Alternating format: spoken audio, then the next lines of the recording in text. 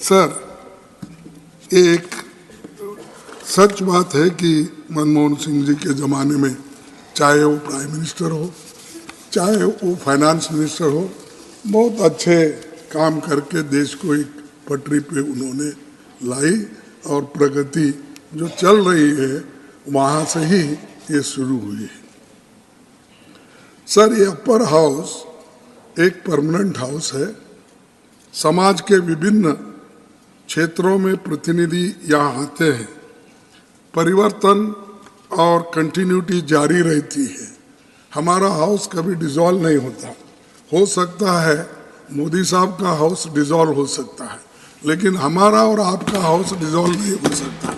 ये चलते रहते हैं और 1/3 मेंबर्स रिटायर होते हैं, फिर आते हैं कि उसमें अच्छे लोग, बहुत से आर्टिस्ट आते हैं, लिटरेरी फिगर आते हैं, साइंटिस्ट आते हैं और अच्छे बोलने वाले आते हैं, प्रोफेसर्स आते हैं और जो देश के बारे में अपनी आइडिया देने वाले या मार्गदर्शन करने वाले लोग यहाँ पर इस सदन में रहते हैं। तो इसका फायदा भी सरकार को होता है और सरकार भी उनके विचारों को सोच समझकर कानून में तब्दीली करना, कानून में उसको समाया जाना, ये काम करते रहते हैं, पहले से भी करते आए हैं। सभापति जी, समय अपनी गति से चलता रहता है, संस्थाएं कायम रहती है, लोगों के चेहरे बदलते रहते हैं, नए आते पुराने जाते हैं। फिर भी इस क्रम में मई महीनों तक कुल 28 सांसद रिटायर हो रहे हैं। जो लोग रिटायर हो रहे हैं उसमें कोई अहम लोग भी हैं और हमारी कांग्रेस पार्टी से देश के पूर्व प्रधानमंत्री ji doctor Manmohan Singh ji, Abhishek Manu Singh ji, Rajmani Patel, doctor Syed Nasir Hussain, doctor L Hanumanthaiah, GC Chandrashekhar, Akhilesh Prasad Singh, Narayan bhai Rathore, doctor Amit Yagnik और कुमार केतकर ये अप्रैल में रिटायर होंगे।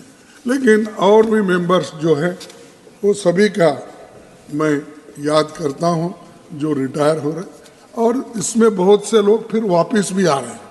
ऐसा नहीं कि वो परमानेंट रिटायर हो रहे हैं। संख्या बल पे वो जिनको देना है नहीं देना है पार्टियां तय करती है, और उधर के लोगों को तो मोदी साहब जिसको चाहे वो आते हैं, इधर भी वही है, हर पार्टी जिसको चाहेगी, जिसका स्ट्रेंथ है वो आएंगे। लेकिन जाने वाले भी हैं, आने वाले भी हैं, और जो लोग अब रिटायर हो रहे हैं उसमें से बहुत से लोग वापस आएंगे।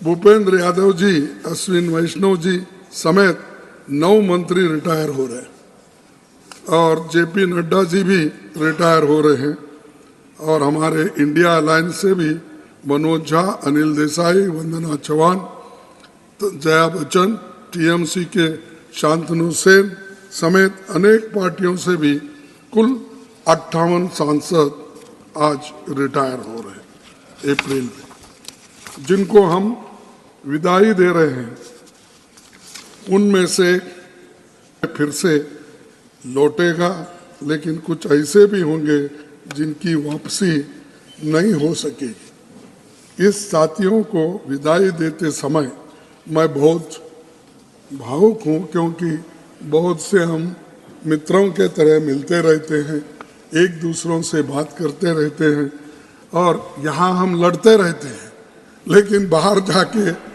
हम बहुत से लोग मिलते रहते हैं, बात करते रहते हैं, और उससे एक होता है कि आपका गुस्सा वहाँ नहीं रहता, लेकिन चंद लोग परमानेंट गुस्से में ही रहते हैं। ये बड़ा मुश्किल है, ये ऐसा नहीं रहे, ये डेमोक्रेटिक है। और हम यहाँ देवेगौड़ा जी होंगे, मैं तो बहुत लड़ता था उनके खिलाफ, क्योंकि उन्होंने ये जनता पार्टी नहीं छोड़ी, मैं कांग्रेस पार्टी नहीं छोड़ा, इसीलिए हमेशा हमारी टक्कर चलते ही रहती थी। कभी हमको बोला कि तुम्हारे हाथ से बड़ा मुश्किल है ये चलाना सरकार, क्योंकि तुम्हारे पास ऐसे कोई पैसे वाले नहीं है तुम्हारे पीछे, तो इसीलिए अलायंस करना मुश्किल होगा। ये पहली बार उन्होंने कहा। उनके जन्मदिन पर मैं पूछा तो उन्होंने बोले कि आपके पीछे कोई ऐसे बड़े मालदार आदमी नहीं है, तो मुश्किल होगा कि तुम्हारे दोस्त को मैं चीफ मिनिस्टर बनाऊंगा, आप जाके उनको बनाएंगे। अब मेरे को कोई मालदार नहीं मिला सपोर्ट करने वाले, बाद में उन्होंने उनको बनाया। इसीलिए ये बहुत सी बातें ऐसी होती सब ये हाँ अरे भाई बैठ जाओ, अरे यार बैठ जाओ, मौका समझा करो। अरे ठीक है, लेकिन मेरे को रंज है, सारे जिंदगी उन्होंने सेक्युलरिज्म, सोशलिज्म, फार्मर्स एजुटेशन सब करे। सडनली ऐसा क्या हुआ? लास्ट स्टेप 93 है उनका, 91 है। अच्छा ठीक है, 100 साल तक रहने दो, 91 है। अब सडनली जाके मोदी साहब उन्होंने ऐसा गले में मिले हैं और वो पकड़ आप नहीं थे, तो इतनी तारीफ आपकी उन्होंने की। मैं समझता हूँ जिंदगी में किसी आदमी की उन्होंने तारीफ की ही नहीं, रियली समझता हूँ, क्योंकि मैं उनके साथ वहाँ पर 20, 25, 30 साल था और यहाँ पर कभी किसके बारे में तारीफ करने की उनकी आदत ही नहीं है। लेकिन वो आदत बदली कैसी, मेरे को बड़ा मुश्किल है। I am feeling how he praised Modi ji and he said that Modi is the only prime minister who loved me. All this. अगर यही लव अफेयर पहले होता तो अच्छा था। 91 इयर्स में क्या करेंगे? छोड़िए, आपकी बात पर कुछ कहना चाहते हैं, आपकी इजाजत हो तो पीयूष जी कुछ कहना। नहीं साहब, नहीं तो अगर समझ आ जाए तो अच्छी। ये चुप है, ये देखो आप उनको ऐसा ही देते हैं, बाकी के वक्त हमको नहीं देते। दिस इज नहीं कल I am not giving floor to him sir. No, you see, sir, I am telling you, this is not going to be a permanent thing. You remember, sir, you can't ask. When I asked, I want to get clarification, you did not allow when Modi ji was speaking. See, this is nothing. Even if I interfere, Modi is capable to give answer. Why you are doing Please this? continue. In democracy, it happens.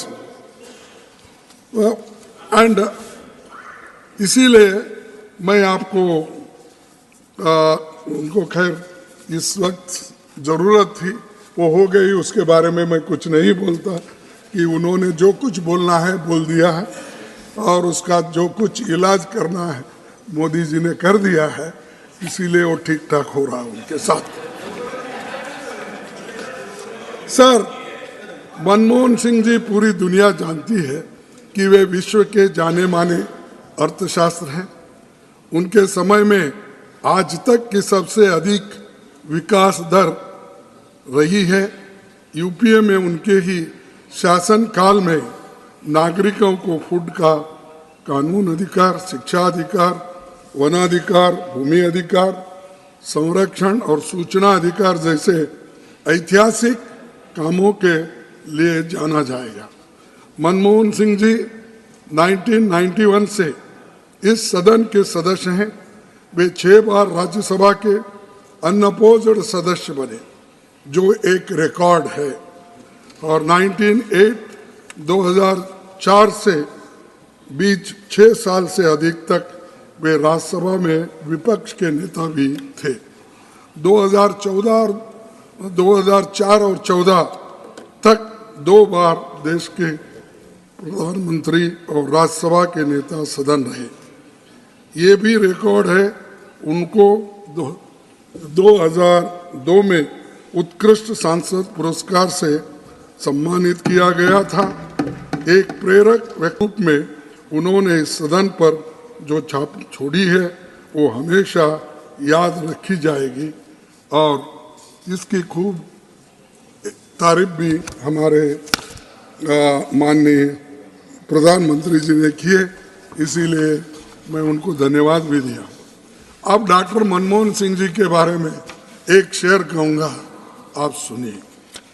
आपकी सोच को आवाज हम देंगे, आपकी सोच को आवाज हम देंगे, आपके खौफ को आगाज हम देंगे, आपके खौफ को आगाज हम देंगे। आपके जाने पर इतना भरोसा दिलाते हैं, आपके जाने पर इतना भरोसा दिलाते हैं, आपके इरादों को परवाज हम देंगे। तो